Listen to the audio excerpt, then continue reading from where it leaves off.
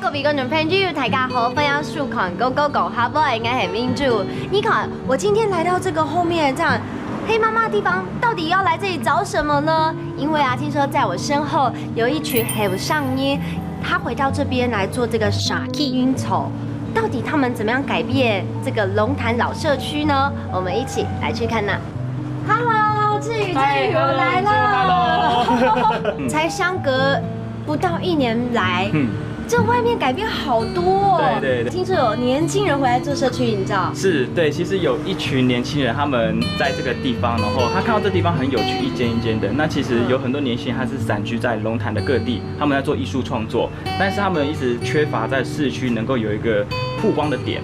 那我们就跟社区的那个居民一起画一些灯笼，这是居民画的，这都是居民画的。就是当初最早的时候，我们画这个灯笼，其实是希望透过龙潭的地景的色彩的方式，去重新把这条街去点亮，用灯笼去说故事这样的概念。所以也是希望透过这边活化之后，也让年轻人重新去认识龙潭自己的故事。你看旁边这张海报就有我在上面啊，要认真找我看到底在哪里哦。对，那这个呢其实也是客家第一部是原创的电影哦，是讲茶的故事。今天呢要教大家讲的这个词呢，我跟志宇最适合教大家，就叫做年轻人。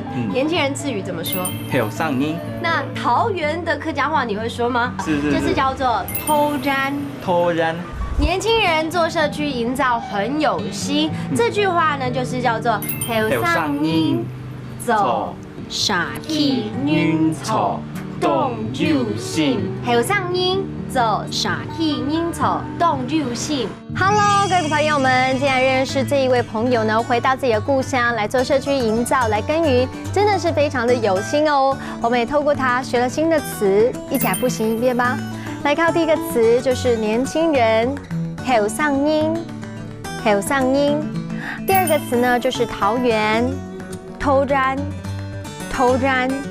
第三个来学到一整句话哦，来看到这句话就是年轻人做社区营造很有心，有上音走傻 K 军丑动入心，有上音走傻 K 军丑动入心。你们都有学会了吗？多多练习喽！下一次也记得去桃园看看这边不一样的风景。我们下次见，拜拜。